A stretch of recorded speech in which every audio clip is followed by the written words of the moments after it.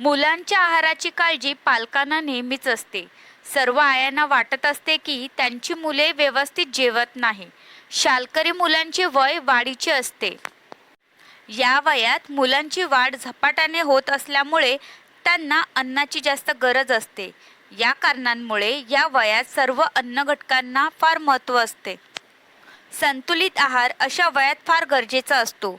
पण या वयात मुलांचे अन्नात फार कमी लक्ष असते. याचे सर्व लक्ष खेळणे, T V, internet, video game यामध्ये असते. त्याचबरोबर टी व्हीवर मित्रांबरोबर फास्ट फूड खाणे याकडे असते. या कारणांमुळे त्यांना चिप्स, बिस्किटं, फास्ट फूड यांबद्दल आकर्षण वाटते व त्यांना घरच्या जेवणात आनंद वाटत नाही. मग त्यांच्या आयांना त्याच्या आहाराची काळजी वाटणे साहजिकच आहे. या वयात मुलांची रोगप्रतिकारशक्तीही कमी असते. रोगप्रतिकारशक्ती वाढवण्यासाठी आपण काय करू शकतो हेच आपण आजच्या व्हिडिओमध्ये पाहणार आहोत. व्हिडिओ स्किप न करता अगदी शेवटपर्यंत पहा. हाय हॅलो नमस्कार, मी आरती. माझ्या द स्मार्ट गृहिणी वर्ल्ड या चॅनलवर अगदी मनापासून स्वागत करत आहे. बालपणात सकस आहार घेतल्याने तुमच्या मुलाच्या वयानुसार आरोग्य समस्या निर्माण होण्याची शक्यता कमी होते. निरोगी संतुलित आहारामध्ये सर्व 5 अन्न गटांमधील अन्न समाविष्ट आहे. फळे, भाज्या, धान्ये, प्रथिने आणि दुग्धजन्य पदार्थ. जास्त सॅच्युरेटेड फॅट आणि मीठ हे पदार्थ निरोगी आहारासाठी आवश्यक नाहीत आणि ते मर्यादितच असावे. मुलांमध्ये पोषक आहाराच्या सवयींना प्रोत्साहन दिल्याने शारीरिक ऊर्जेची पातळी सुधारते. मानसिक तसेच शारीरिक विकास, वजन नियंत्रित राखण्यास मदत होते आणि नैराश्य तसेच चिंता कमी होते. आरोग्यावर चुकीच्या आहाराच्या सवयींना वाईट परिणाम होतो. प्रौढांप्रमाणेच लहान मुलांच्या आहाराची काळजी घेणे जास्त गरजेचे असतात. मुलांमध्ये पोषक आहाराच्या सवयींना प्रोत्साहन दिल्याने शारीरिक ऊर्जेची पातळी सुधारते. मानसिक तसेच शारीरिक विकास, वजन नियंत्रित राखण्यासाठी मदत होते आणि नैराश्य तसेच चिंता कमी होते. याशिवाय निरोगी खाण्याच्या सवयींमुळे मुलांना भविष्यात लठ्ठपणा, हृदयरोग, उच्च रक्तदाब आणि टाईप 2 मधुमेह यांसारख्या अनेक आजारांना प्रतिबंध करण्यास मदत होते. म्हणूनच मुलांमध्ये आरोग्यदायी सवयी लावणं आवश्यक आहे. शाळेत जाऊ लागल्यावर त्यांना संसर्गजन्य रोग जास्त होतात, जसे की ताप, सर्दी, पडसे इत्यादी. त्याची प्रतिकारशक्ती वाढवण्याचा आहाराचा सिंहाचा वाटा आहे. शाळेत संतुलित आहाराचे महत्त्व सांगितले जाते. बऱ्याच वेळा सर्व विद्यार्थ्यांना हे माहिती असते, पण असा आहार कंटाळवाणा समजून तो पाठ्यपुस्तकातच बरा असा समज होतो. त्यांना संतुलित आहार इंटरेस्टिंग करून देणे हे आवश्यक असते. मुले अनुकरणप्रिय असतात. मोठे जसे करतील ते सर्व करायला मुलांना आवडते. मोठ्यांच्या आहार पद्धतीचे अनुकरण मुले करत असतात. जर घरच्या सर्व ज्येष्ठांनी चौरस आहार घेतला व मुलांच्या त्यांच्याबरोबर जेवण दिले तर मुलांमध्ये ही सवय लागते. जर मुलांसाठी नेहमीच वेगळे जेवण केले तर त्यांना फक्त त्यांच्या आवडीचे खायची सवय लागेल. म्हणून मुलांना सर्वांबरोबर जेवू दिले पाहिजे व त्यांच्यासाठी वेगळे आवडीचे जेवण करणे टाळले पाहिजे. त्याचबरोबर जेवताना टी व्ही, पुस्तके, कॉम्प्युटर बघणे टाळले पाहिजे. लहानपणी आवडीच्या सिरियल, कार्टून्स इत्यादी लावून पालक मुलांना जेवायला घालतात. त्याचे कारण असे की मुले हे पाहण्यात मग्न झाले की मग काहीही व कितीही प्रमाणात खातात. ही सवय गैर आहे. यामुळे मुलांना आपले पोट कधी भरते आणि काय खाल्ले याचे समाधान मिळत नाही. अशा मुलांमध्ये स्थूलतेचे प्रमाण वाढते व लहान मुलांना स्थूलता झाली की मग त्यांना इतरही त्रास होऊ शकतात. रोज साधे अन्न खायला मुले कंटाळतात. त्यामुळे त्यांना आठवड्यातून 1-2दा काहीतरी खास आवडीचा किंवा बाहेरचा आवडीचा फराळ, चॉकलेट्स आणून देणे गैर नाही. पण हे रोजच्या रोज किंवा जास्त वेळ करणे बरोबर नाही. मुलांमध्ये आहार संतुलित हवा, म्हणजे आहाराचे सर्व घटक योग्य प्रमाणात हवे. घरी काही कारणांमुळे कोणी काही पथ्य करत असेल तर तसे जेवण मुलांना योग्य नाही. अगदी मुलांमध्ये स्थूलता असली तरीही त्यांना फॅट फ्री, कार्बोहायड्रेट फ्री असे डाएट देणे टाळावे. स्थूल मुलांनाही वाढत्या वयात सर्व अन्न घटकाची गरज असते. जर सर्व अन्न घटक योग्य प्रमाणात पुरवले गेले नाही तर त्यांच्या वाढीवर परिणाम होऊ शकतो. म्हणून त्यांना चौरस आहार देऊन खेळाचे, व्यायामाचे महत्त्व पटवून दिले पाहिजे. मुले, पालक व दूध ही दोन टोके आहेत. सर्व पालकांना वाटत असते की मुलांनी दूध प्यावे व खूप मुलांना अजिबात आवडत नाही. त्यामुळे दूध पिणेही मुलांना स्ट्रेसफुल होते. दुधामध्ये चांगल्या प्रतीची प्रथिने असतात व कॅल्शियम असते. त्यामुळे दूध पौष्टिक आहाराचा घटक आहे.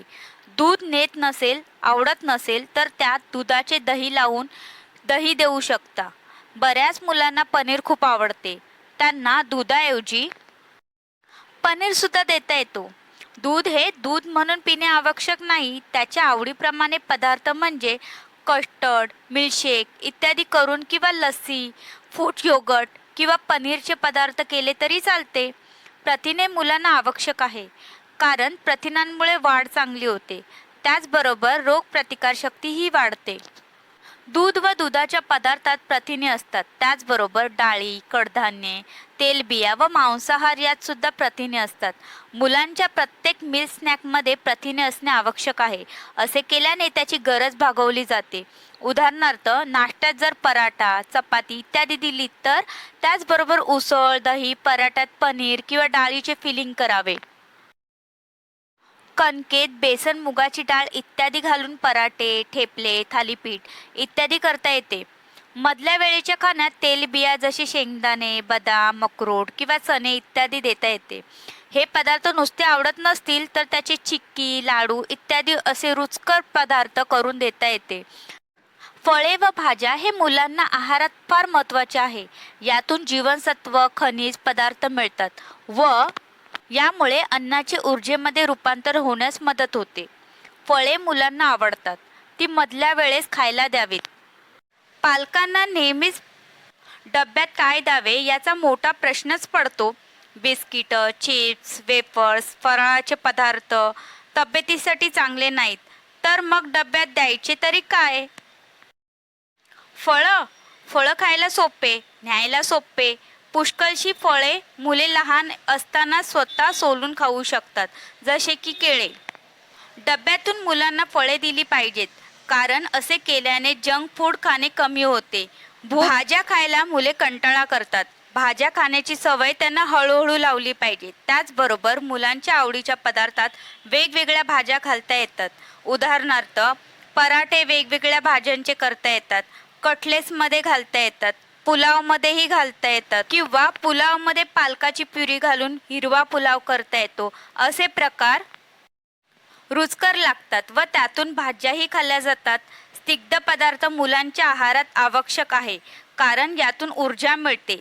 त्याचबरोबर भरपूर विटॅमिन्स मिळतात. नंबर 1, मुलांनी दिवसाची सुरुवात पौष्टिक न्याहारी म्हणजेच ब्रेकफास्टने केली पाहिजे. यामध्ये प्रथिनांचा समावेश असणे महत्त्वाचे आहे, कारण यामुळे तुमच्या मुलांचं पोट दीर्घकाळ भरलेलं राहून त्यांना ऊर्जा मिळण्यास मदत होते. नंबर 2, किशोरवयीन मुलांना वजन व्यवस्थापनात मदत करू शकते. सकाळचे व्यस्त वेळापत्रक पाहता होल व्हीट ब्रेड, स्मूदीज, दही, एवोकॅडो किंवा पीनट बटर आणि एक सँडविच यासारख्या पर्यायांचा न्याहारीत समावेश करता येईल. नंबर 3, मुलांना घरातील किराणा खरेदी आणि खाद्यपदार्थ निवडण्यात सहभागी होण्यास प्रोत्साहित करा. नंबर 4, घरच्या बागेत फळे, पालेभाज्या आणि औषधी वनस्पती लावण्याविषयी मुलांना प्रशिक्षण द्या. नंबर 5, निरोगी आहाराच्या सवयी वाढवण्याचा आणि कौटुंबिक संबंध मजबूत करण्यासाठी संपूर्ण कुटुंबियांनी एकत्र जेवण्याचा प्रयत्न करा. यामुळे कुटुंबातील संबंध अधिक दृढ करण्याची संधी मिळते. नंबर 6, तुमच्या मुलांच्या खाण्याच्या सवयींकडे लक्ष द्या. त्यांच्या खाण्याच्या सवयींचे निरीक्षण करा आणि त्यांना योग्य मार्गदर्शन करण्यासाठी जेवणाच्या वेळा निश्चित करा. नंबर 7, एकाच वेळी संपूर्ण आहारात बदल न करता मुलाच्या आहारात हळूहळू बदल करा. तुमच्या स्वयंपाकघरातील काही अनहेल्दी पदार्थाऐवजी चांगला पर्याय द्या. हळूहळू अधिक पौष्टिक पर्यायांचा समावेश करा. यामध्ये पांढरा ब्रेड ऐवजी मल्टीग्रेन ब्रेड, बटाटा चिप्स ऐवजी रताळ्याच्या भाजलेल्या चिप्स, आईस्क्रीम ऐवजी स्मूदी, डेझर्ट किंवा बेकरी पदार्थांच्या जागी घरी तयार केलेले पौष्टिक लाडू तसेच काजू, गूळ आणि खजूर यांचा वापर करा.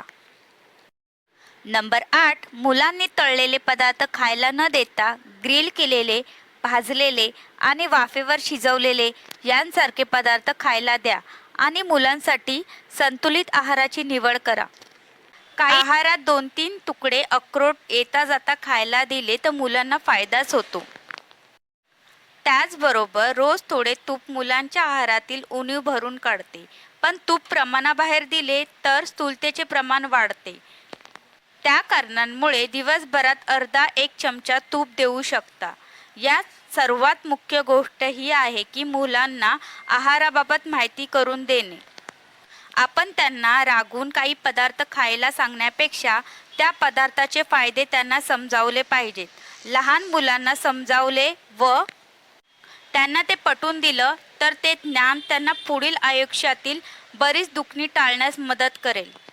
व्हिडिओ आवडल्यास लाईक करा आणि अशा बऱ्याच माहितीसाठी द स्मार्ट गृहिणी वर्ल्ड या चॅनलला लाईक करा, चॅनलला सबस्क्राईब करा आणि नोटिफिकेशनसाठी बेल आयकॉनवर क्लिक करा आणि व्हिडिओ शेअर करा. धन्यवाद.